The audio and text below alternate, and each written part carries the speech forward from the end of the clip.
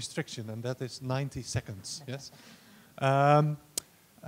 The participants can share ideas, etc., etc. And there is in the sketch a file you can open, and in the file there are some more links to websites or information or contact details. So for more information and details afterwards, you can check in the sketch.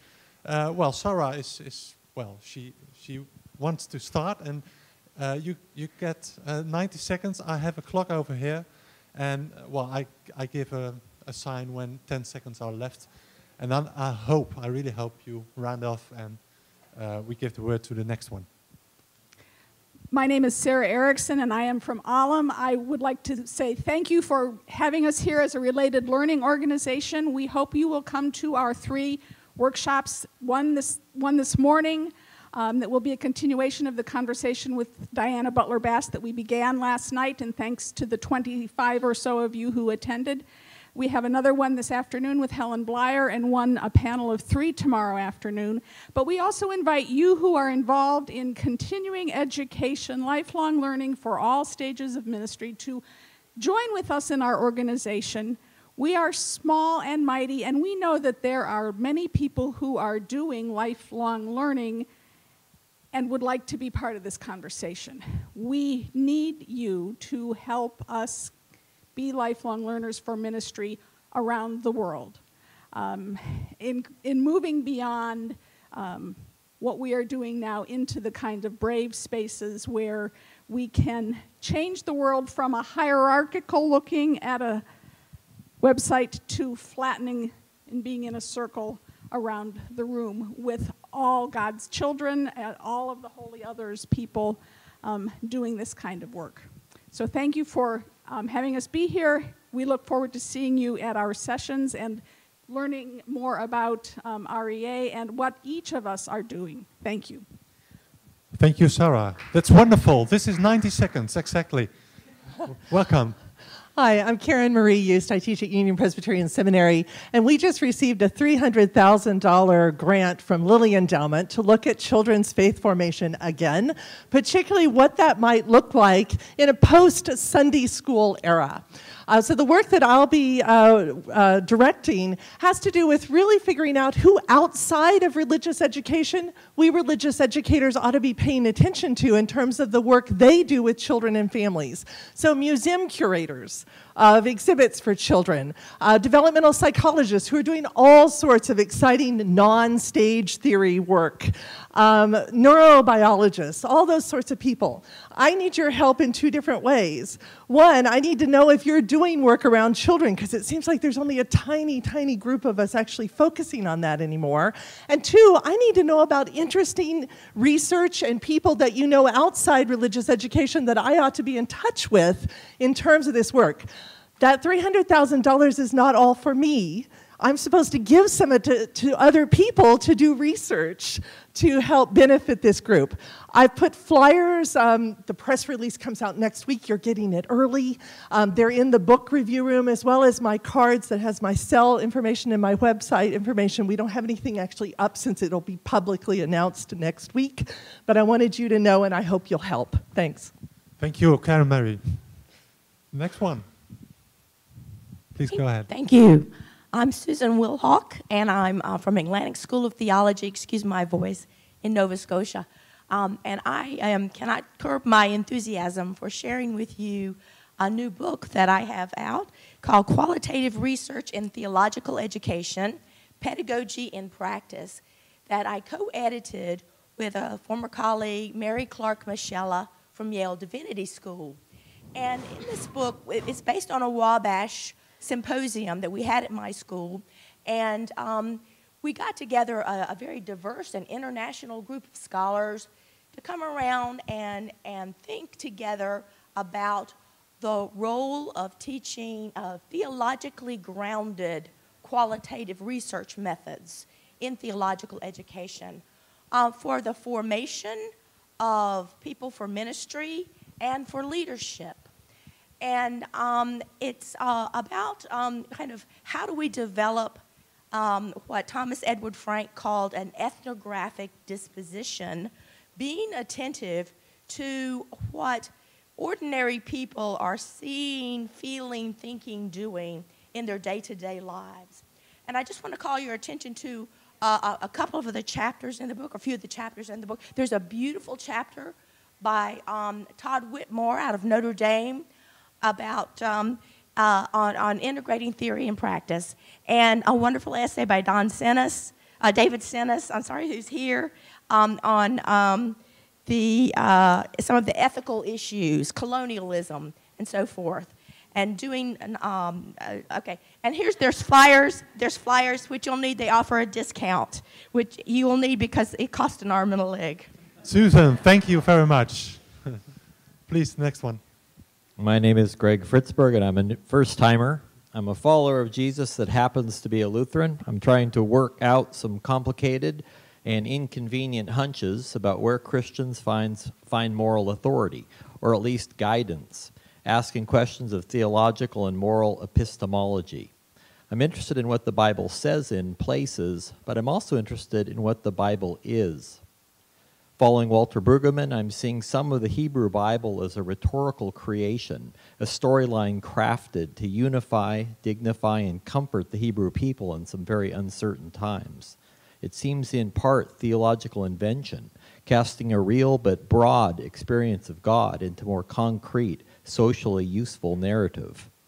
Addressing a derivative and different community later, the Apostle Paul also necessarily improvised in terms of moral and lifestyle guidance for emerging Christian communities. Reading the Hebrew Bible, the Christian Gospels, and Paul's letters are hermeneutic, interpretive acts, engaging a literature that was already creatively interpretive itself. How to make sense of this for Christianity today in our utterly pluralistic modern world. These are some questions guiding my coming sabbatical project, Christianity, the Bible, and Interpretation, Epistemological and Hermeneutic Considerations. Thank you. Thank you very much. Hi there, my name is Christopher Tay. I'm a first-timer here at REA, so glad to be here. First time, long time. And I'm here with a couple of colleagues, Dr. Mary Young and Dr. Debbie Jin from the Association of Theological Schools, where I serve as Director of Commission Information Services in support of the accrediting function of ATS, as well as new member applicant schools. So if a school is not yet a member of the association, I will shepherd those applications. I also deal with complaints, by the way. That's a side note. My family and we relocated about 1.5 to 2 years ago to the Pittsburgh area, and we've been with heavy hearts, but as well a lot of encouragement with how strong Pittsburgh has been, our home city now.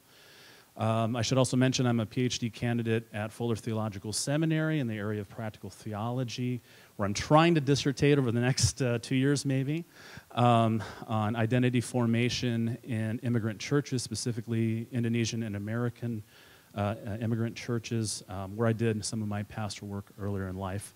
Looking forward to connecting with a number of you, to putting faces to names that I know, and to meeting the rest via SCED, email, in person, all that. Thank you. Welcome, Christopher. Thank you.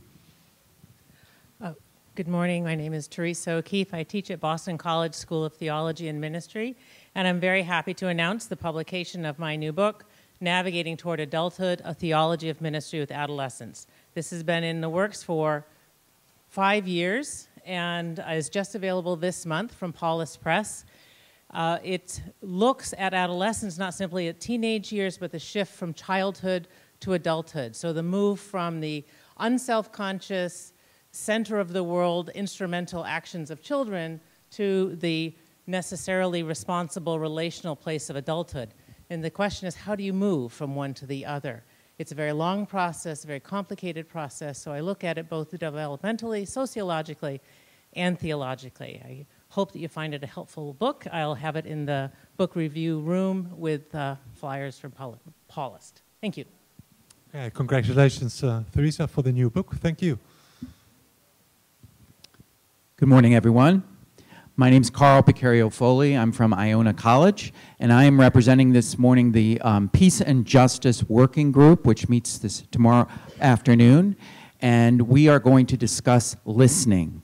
We're going to discuss listening, pedagogies of listening, and how we teach, cultivate listening in our classrooms, in our houses of worships, in all the settings of teaching and learning that we are about. It seems that the signs of the times, if we scrutinize them and build up the brave spaces that we want to build up, we need to talk more about listening. Look forward to having you be a part of that discussion tomorrow. Thank you. Thank you, Carl. Hi, I'm Elizabeth Ingenthron, and I work for an organization called Jewish Voice for Peace, but I'm here speaking about my own scholarship. I wanted to speak with you about how a particular school of thought in critical whiteness studies called neo-abolitionism can disrupt white normativity in our classrooms and in the world. Neo-abolitionism was first developed in the journal Race Trader, edited by Noel Ignatieff, and has been adopted by other scholars, including David Roediger, author of The Wages of Whiteness, Race and the Making of the American Working Class. Neo-abolitionism teaches us that whiteness is nothing but false and oppressive, and that whiteness as a socio-cultural and political concept must therefore be abolished. In other words, whiteness is understood as the linchpin of white supremacy and racial oppression. Race is a constructed category used to enforce whiteness and white supremacy. Therefore, the abolition of whiteness is seen as critical to the abolition of racial oppression. There are different strategies and approaches for conceptualizing how this might be accomplished. The approach that I take is through a return to Jewish identity. Jewishness has been absorbed into whiteness, despite the fact that there are Sephardi, Mizrahi, African American, Korean, Indian, and many more Jews of color in the US and around the world. Jews of European descent are subsumed by whiteness, and because of this, lose a part of what it means to be Jewish, and are put at odds with all Jewish brothers and sisters who are people of color. Therefore, a return to the fullness of Jewish histories, heritages, identities, and ways of being in the world provides one way to fracture normative whiteness. Thank you.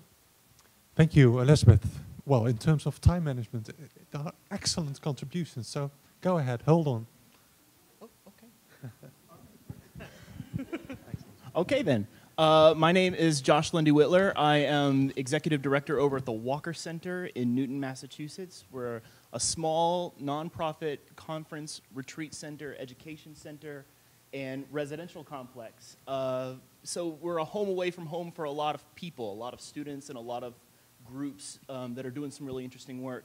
And our size and our space kind of make that very possible and creates a very unique space for these kinds of places. What we're hoping that it becomes and what we're working towards is that it creates these brave learning spaces, as we're talking about, for faith and interfaith groups to generate justice in the world. So if that's something that's of interest to you, and if you're a group or a school or a nonprofit that would be interested in using a space like that, that would be, just keep us in mind, come talk to me. The thing that I'm really up here to talk about, ask you for, is find people to talk to. We're looking to develop some programs with faith leaders, to develop these kinds of spaces for faith leaders, and we're invested in this process, especially over the next year. And so we're interested in what faith leaders are saying are their greatest needs today. Not just kind of the theoretical, what we think, but maybe those, what people are actually talking about in their places of worship. And we want this to also be not just Christian-centered. We want it to be, have Jewish, Muslim, Hindu, Buddhist representation as well. We're also really interested in what are the frontier issues. What are the pieces of, what are the things that are going on that that need to be addressed that are not being addressed. So if any of these things are of interest to you, I'd love to just talk to you. And I've got all the time in the world for you if you've got the time. So thanks. Thank you. Thank you very much. Morning. I'm John Falcone. I am this year the visiting assistant professor for practical theology at Union Seminary in New York City. And this coming summer marks the 50th anniversary of the Stonewall riots, which were an important part in the development of lesbian, gay, bisexual, transgender, and queer liberation movements in this country and in other places. So at Union, we're starting to think about how to mark that, maybe with a small conference or a workshop or something, and at least for me, kind of the working idea of this is about traditioning religious activism from one generation to another. So if you're in the Northeast, if you are interested in marking something around Stonewall 50, if you're interested in this question of traditioning religious activism, come talk to me. Maybe we can do something together at Union. Thank you, John.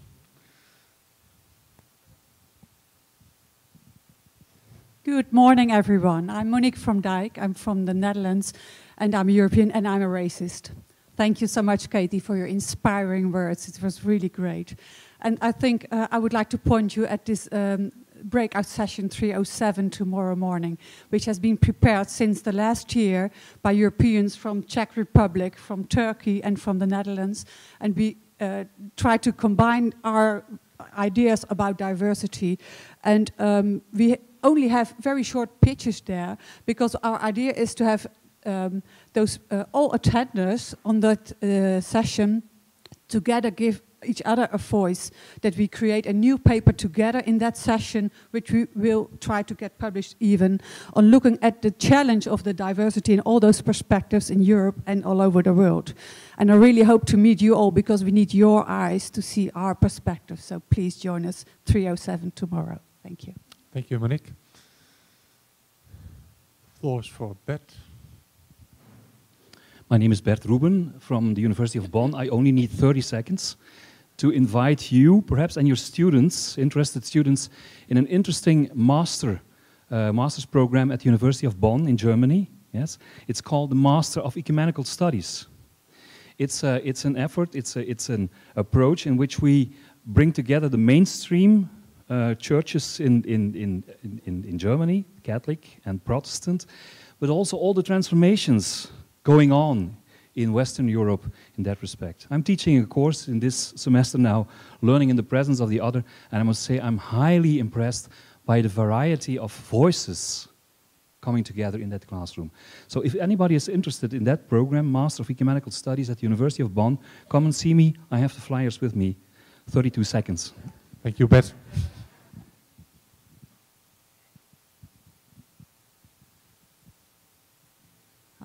Hello, my name is Moon Jung Choi. I'm a Korean-Canadian immigrant. I have a loving family of my partner and my 2 boys. And I'm a doctoral student in religious education at Knox College in the University of Toronto. My research interest lies in post-colonial feminist pedagogy and how pedagogy can be empowering for Korean immigrants and especially women. I'll be presenting this afternoon, and this is my first time to speak at a conference. So I'm very nervous and very excited. I'm so happy to be back to my scholarly passion. I had to endure cancer treatment, and my doctor gave me an all-clear approval. Thank you.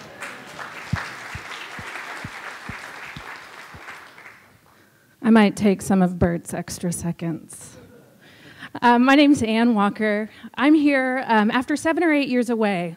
Last time I was here, I was on the precipice of a completed PhD in religious education, only to take a hard left to consider the possibilities of a different kind of life. I wasn't sure I could do academia. I wasn't sure I could live up to the expectations of those who endowed me with scholarships, gave me fellowships, and wanted me to come speak on topics relating to my people without providing me the mentors to help me even begin to know what to say. You see, I'm a Native woman. I'm raising a Cherokee Choctaw boy in Oklahoma. When I took leave of all of this, I wanted to live in the Cherokee Nation, the place where our people took root after a forced migration and cultural genocide that we call the Trail of Tears. I wanted my son to understand what it means to be Native, to learn the language, eat the food, and develop his own war cry, which really sounds more like a puppy at the age of 7. Back then, before this life, forums and funders were inviting me to make presentations to share the Native woman's perspective. The problem is there's not a single Native woman's perspective. We're a conglomeration of tribes, of languages, of skin colors. We are both and people. In many ways, we defy the world's either-or boxes that most people would like to fit us into. We're not easily digestible. I love being a both-and person, and that extends to my work. I'm a scholar, yes, Dr. Walker, if you will, but I'm also a practitioner and a nonprofit administrator. I work full-time at a day job as a campus minister and administrator where I counsel 20-year-olds and balance budgets. And because I'm a scholar, I hustle to another city to teach adjunct in my field. I'm almost done. To live for a while in the language of my academic formation. It is my hunch that there are other alternative academics on the edges of spaces such as this. I know there are. I went through a PhD program with them. I met them at conferences such as these. They're cool people doing incredible work, but somehow we've lost their voices. I might even argue that these contingent, interstitial, alt academicians challenge the modernist and, dare I say, white normative constructs of the traditional academy. So I wonder, what would it look like for the REA to be a space where contingent professional identities were recognized and included and not just looked at as people sitting in wait for real jobs? What if part of the conversation at REA centered on religious education and the flourishing of people with contingent professional identities? What if our scholarly conversations included dialogue with practitioners?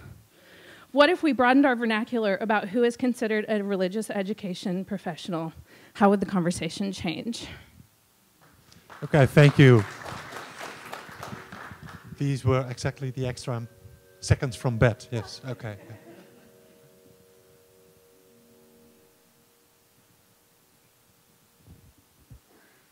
Good morning. My name is Chuck Chesnavage, graduate of Fordham, and currently joining Dr. Kathy Winings at Unification Theological Seminary. I'd like to cordially invite all of you to the Interfaith Prayer Service Sunday morning.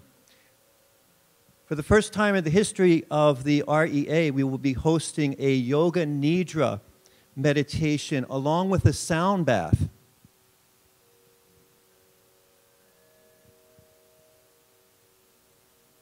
It will be from 11 to 11:45, so REA was generous to extend the time because it was so difficult to have a powerful experience in a half hour.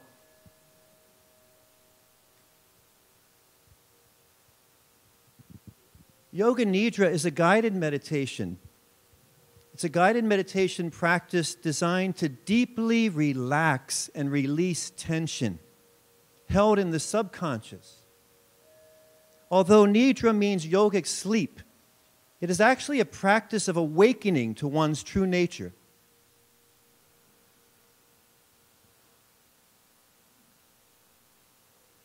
A sound bath will complement the guided meditation with sacred sounds in the form of ancient antique meditation bowls, Tibetan meditation bowls, that will enable us to move forward from this conference with ease, cultivating your intentions and watching them unfold. A great way on a stressful departure day to leave relaxed and at ease. Thank you.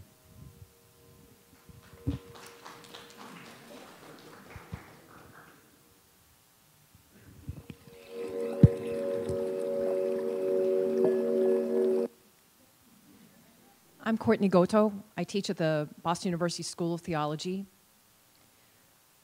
More than most scholars, religious educators know the importance of context in order to teach those they serve. However, most of us tend to think of context as sort of objectively out there for us to analyze. However, it turns out that we're more implicated in the analysis of context than we realize. Because we all live in a racist and colonizing society, it profoundly shapes how we perceive the other and relate to the other. So I've written about these issues in a book called Taking on Practical Theology, The Idolization of Context and the Hope of Community. And so this book was just released by Brill this past month. This was a really hard book for me to write as a then untenured Japanese American. It was hard because it felt like talking about abuse in the family and feeling like no one in the family would understand.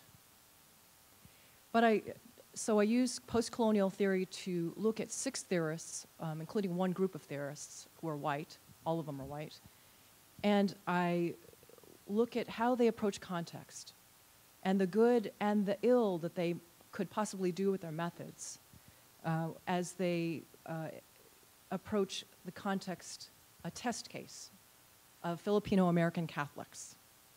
And I wrote this book to help call my colleagues to the high ideals that they aspire to. So if you teach about racism, about context, about epistemology, I hope you'll take a look at the book. Thanks. Okay, thank you. Well, thanks to all the participants. Again, for more information and contact details, please go to the sketch and you can download there a file in which all details are summarized. I think we move on to the coffee now. We have a half break, half an hour.